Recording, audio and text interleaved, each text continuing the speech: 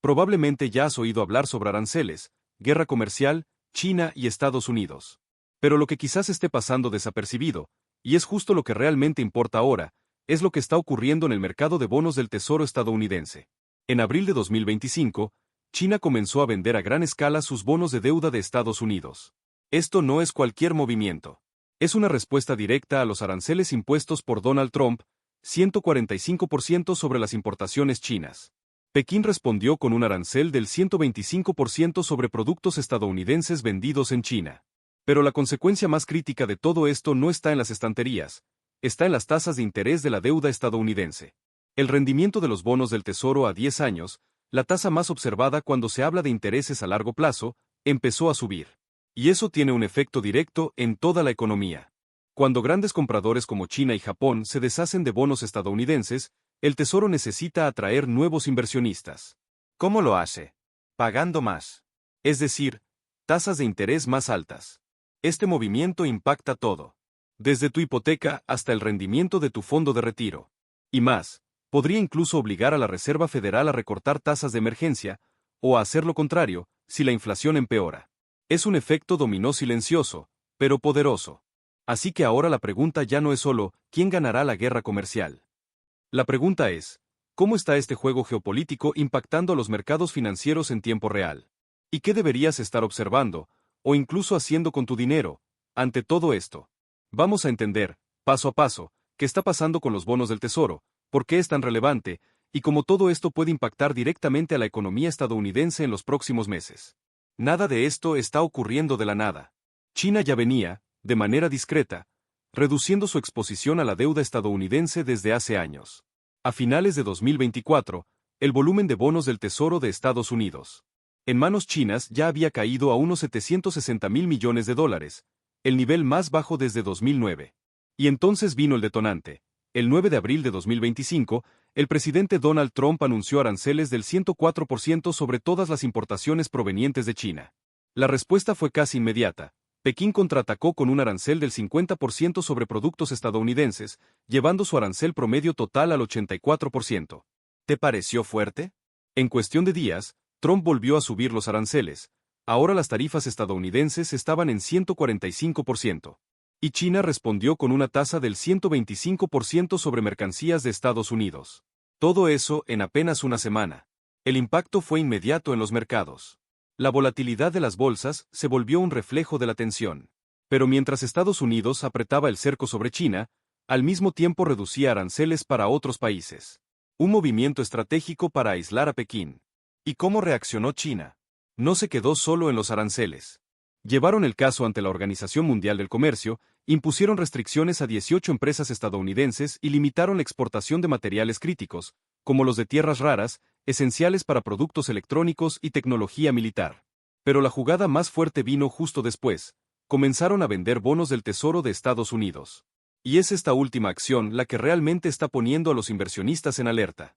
Porque cuando China vende esos bonos, es decir, cuando se deshace de parte de la deuda estadounidense, los precios de esos papeles caen. Y cuando esto sucede, las tasas de interés suben. ¿Y por qué esto es tan importante? Porque el mercado de bonos es quien realmente dicta el ritmo de la economía.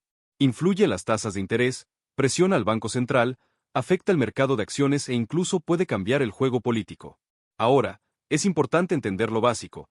Mucha gente piensa que la Reserva Federal es quien define todas las tasas de interés. Pero, en la práctica, solo controla las tasas a corto plazo, como la que los bancos utilizan entre sí. Las tasas a largo plazo, como la de los bonos a 10 años, las define el mercado. Por oferta y demanda. Es decir, si grandes compradores, como China, deciden vender en masa, la Reserva Federal no puede contener eso de la noche a la mañana. Y aquí entra un punto técnico, pero esencial. El precio de los bonos y los intereses, o rendimientos, siempre se mueven en direcciones opuestas. Un ejemplo simple. Imagina un bono que paga $50 al año. Si vale $1,000, el rendimiento es del 5%. Pero si ese mismo bono pasa a valer $800 porque mucha gente está vendiendo, el rendimiento sube. Y este movimiento afecta todo, desde las hipotecas hasta los préstamos estudiantiles. Ahora, piensa de esta forma. Si el precio de un bono cae de $1,000 a 900, pero sigue pagando los mismos $50 al año, el rendimiento sube, en este caso, sube a 5.5%. De esto estamos hablando cuando decimos que los rendimientos están subiendo, los precios de los bonos están cayendo. ¿Y por qué están cayendo? Porque hay gente vendiendo. Y no es poca gente. Son gobiernos enteros, como el de China, poniendo cientos de miles de millones de dólares en bonos a la venta. Esto crea una enorme presión en el mercado. ¿El resultado? Los rendimientos suben aún más, y con ellos, las tasas de interés también. Y esto es un problema serio.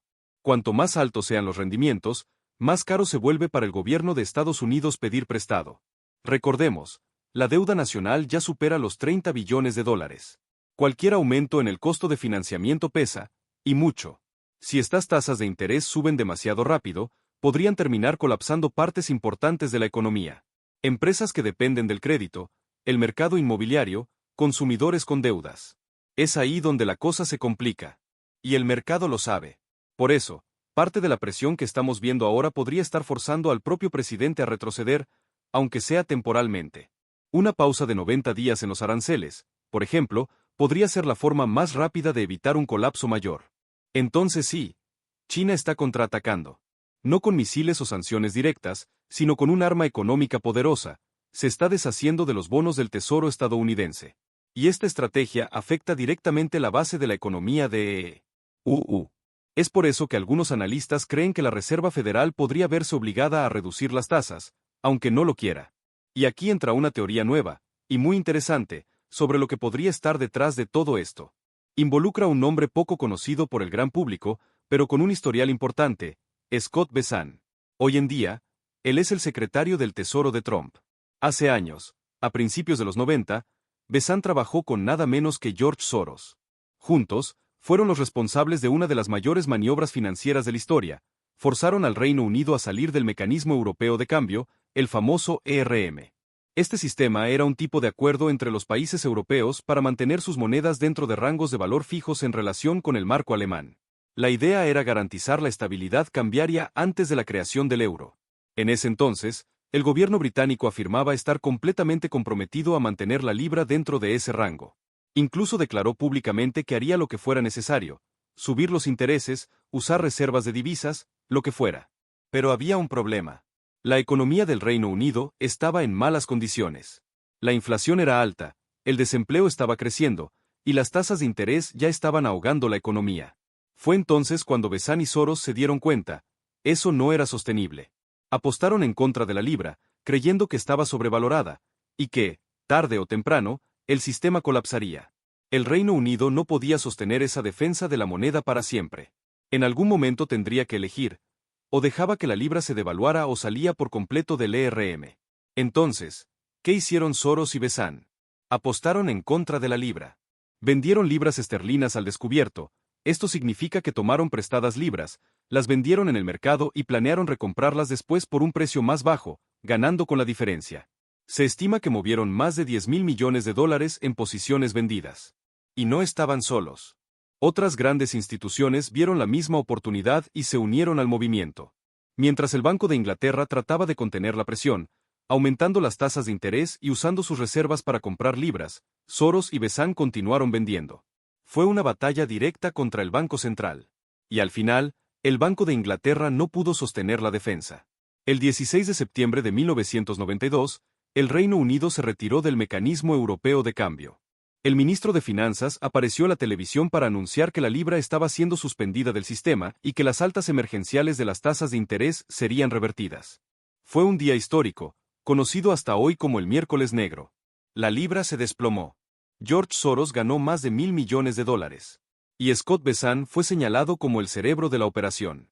Pero, ¿qué tiene esto que ver con el momento actual? Todo. Hoy, Bessent está de vuelta, ahora como secretario del Tesoro de Trump. Y el escenario que está ayudando a crear se parece mucho al de los años 90, crear una situación en la que el otro país, en este caso, China, quede acorralado y tenga que tomar una decisión difícil, con un alto costo en cualquier dirección. ¿Y cuáles son esas opciones para China ahora? La primera opción, dejar que el yuan se devalúe. Esto ayudaría a las exportaciones chinas, compensando parte de los efectos de las tarifas americanas. Un yuan más débil hace que los productos chinos sean más baratos y competitivos en el exterior. Pero esta estrategia tiene un gran riesgo interno. Un yuan devaluado podría generar inflación dentro de China, aumentar el costo de vida, y lo peor, incentivar a los inversionistas a sacar su dinero del país. Este movimiento se conoce como fuga de capitales, cuando el dinero sale de la economía local y se dirige a activos considerados más seguros, como el oro, el dólar o incluso las criptomonedas. La segunda opción es la que China está adoptando ahora: mantener el yuan fuerte. Para eso, necesitan sostener su moneda en el mercado, comprando yuanes. Y para conseguir el dinero necesario para esta operación, venden parte de sus reservas en dólares, lo que incluye los bonos del Tesoro estadounidense. Es decir, para mantener el control sobre el valor de su moneda, China está vendiendo deuda de EUU. Y eso es lo que está moviendo el mercado en este momento. Estas ventas masivas presionan los precios de los bonos a la baja, hacen que los rendimientos suban, y, como vimos antes, esto aumenta las tasas de interés en EUU y eleva el costo de financiamiento de la economía estadounidense. Desde fuera, puede parecer que China está respondiendo a EUU. Pero, en realidad, parte de este movimiento también es un intento de mantener el propio sistema funcionando. Están tratando de evitar un colapso interno. La gran cuestión ahora es: ¿por cuánto tiempo China puede mantener esta estrategia de defender el valor de su moneda sin agotar sus reservas en dólares? Y lo más curioso es que EUU está mirando esto y pensando lo mismo. ¿Por cuánto tiempo puede mantener tasas de interés tan altas antes de que la propia economía entre en recesión? Solo en 2025, EUU necesitará refinanciar alrededor de 9 billones de dólares en deuda. Y hacerlo con tasas de interés altas es extremadamente caro. Este escenario, por sí solo, ya está asustando a los inversionistas. Muchos están saliendo del mercado de acciones estadounidense y adoptando una postura más cautelosa, prefiriendo esperar para ver cómo evoluciona la situación. ¿Y adivina qué? Todo esto nos lleva de vuelta al mercado de bonos. Con menos dinero entrando a la bolsa y más incertidumbre sobre lo que viene, los rendimientos de los bonos siguen subiendo. Esto eleva las tasas de hipotecas, los intereses de tarjetas de crédito, los préstamos, y reaviva ese viejo temor sobre el tamaño de la deuda estadounidense. Al final, lo que estamos viendo es una carrera contra el tiempo, de ambos lados. Y, en este juego, nadie está realmente ganando. Si esta es realmente la estrategia de Scott Bessent, el objetivo parece ser crear tanta presión sobre China que cada paso que den genere aún más dificultades, hasta que negociar un nuevo acuerdo se convierta en el único camino viable. Pero, ¿qué pasa si China sigue vendiendo bonos estadounidenses? Pueden suceder varias cosas, y ninguna de ellas es exactamente buena. Las tasas de interés de EUU pueden seguir subiendo, lo que haría que todo se vuelva más caro: casas, autos, créditos. Y ahí es cuando el Federal Reserve podría tener que intervenir. Eso significaría regresar a la política de comprar bonos en el mercado, lo que es básicamente una nueva ronda de flexibilización cuantitativa, algo como un QE 2.0. ¿El problema? Ya hemos visto lo que pasa cuando el Fed comienza a imprimir dinero de nuevo. La inflación puede volver, la confianza puede caer, y los desequilibrios aumentan. ¿Y el peor escenario? Una ruptura total entre los sistemas financieros de EUU y China. Eso crearía dos bloques económicos distintos, con monedas y reglas propias, y muy poca cooperación entre ellos. Aún no hemos llegado a ese punto, pero, con cada nueva decisión, nos estamos acercando. La verdad es que nadie sabe exactamente dónde va a parar esto. Ni siquiera aquellos que están tomando las decisiones en la cima. Mucho de esto está siendo improvisado en tiempo real. Ahora, ¿qué estoy haciendo yo ante todo esto? Sigo invirtiendo. Con todo lo que está pasando, continúo aplicando de manera regular, usando la estrategia de promedio de costo en el tiempo. En mi caso, sigo promediando el costo del dólar, pero enfocado en Bitcoin. Y en semanas como esta, en la que el mercado se tambalea, termino comprando un poco más. Fue exactamente lo que hice ahora, aprovechando el precio con descuento. Después de la compra, muevo mis Bitcoins inmediatamente a almacenamiento en frío, lejos de los exchanges, para mayor seguridad.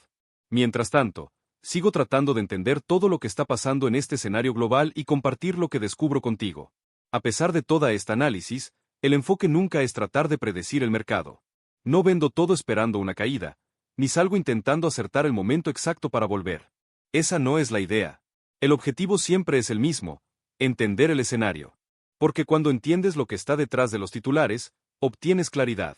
Y es ese tipo de claridad el que te ayuda a seguir invirtiendo, especialmente cuando el mercado está inestable.